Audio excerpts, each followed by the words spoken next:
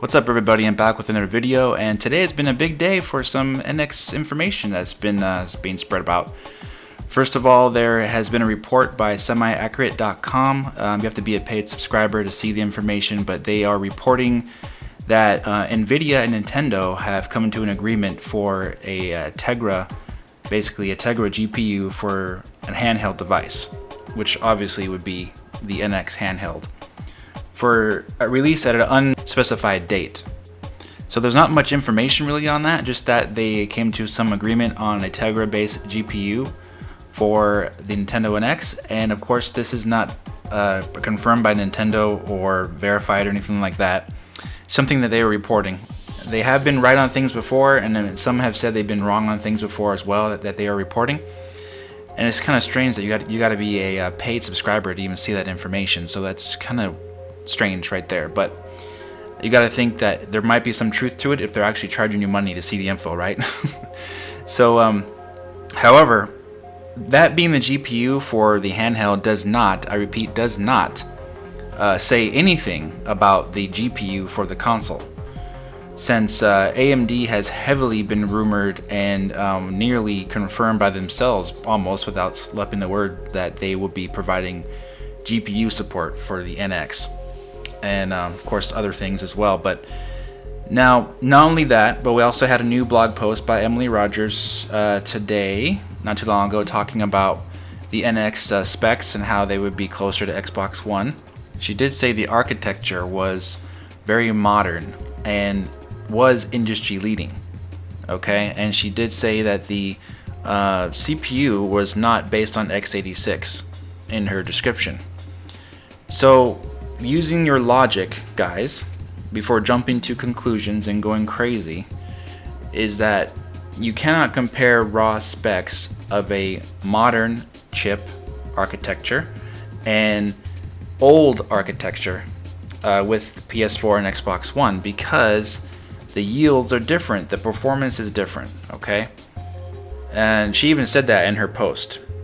But she went on to say that it was not Polaris based. However, she did not provide an explanation of why it's not Polaris based, okay? So, what I have tried to do is explain why I do believe it's based on Polaris. I respectfully disagree with that part of her post. No offense.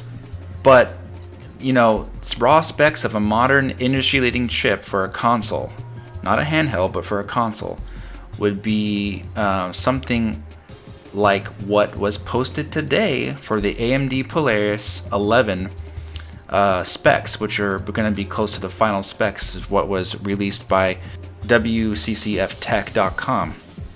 They announced today that the finalized Polaris 11 specs look something like this, which is basically, I'll leave the link in the description.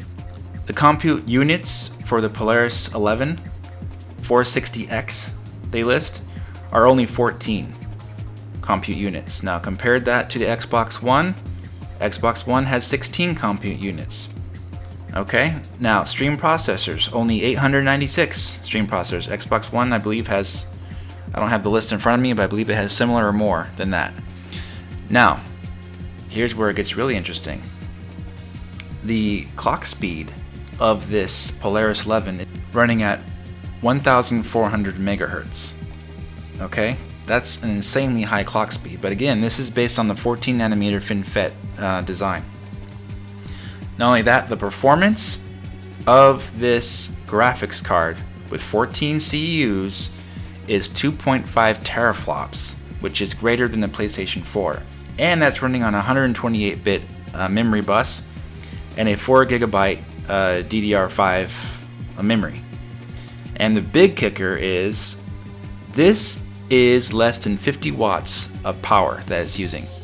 It's getting 2.5 teraflops and 1,400 megahertz of clock speed with only 50 watts of power being used on 14 compute units. That is an amazing feat that AMD has accomplished with this technology. Again, this Polaris was a design win back in 2014 that AMD has been working on for a very long time, exactly the same time where Nintendo was rumored to be looking for partners for their graphics technology.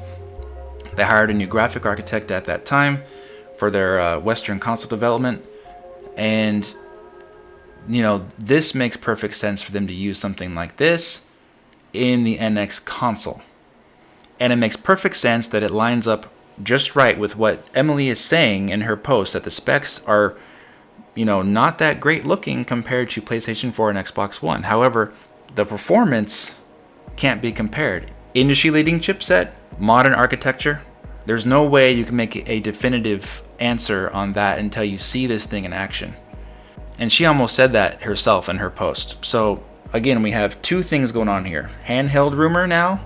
Finally, we've got something about the handheld, about it, some kind of agreement with Nvidia. Obviously, a Tegra GPU in a console would not compete with a PlayStation 4 and Xbox One.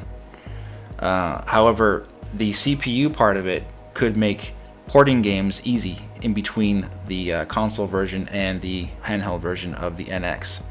GPU, you know, maybe not too much of a problem, but we'll see.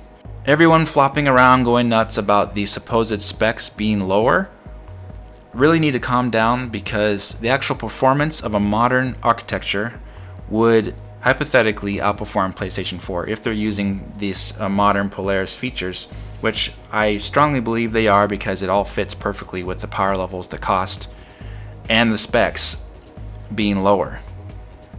So again, that post that she placed, a blog post, did not explain why they would not be using Polaris. I'm trying to explain why it makes perfect logical sense to you guys. So also keep in mind that a 28 nanometer graphics die size would actually cost Nintendo more money as well. Keep that in mind too. So give me some of your thoughts, guys, in the comment section. What do you think? Give me logical reasons why you think it would not be Polaris based, because I've given you tons of reasons why it would be Polaris based.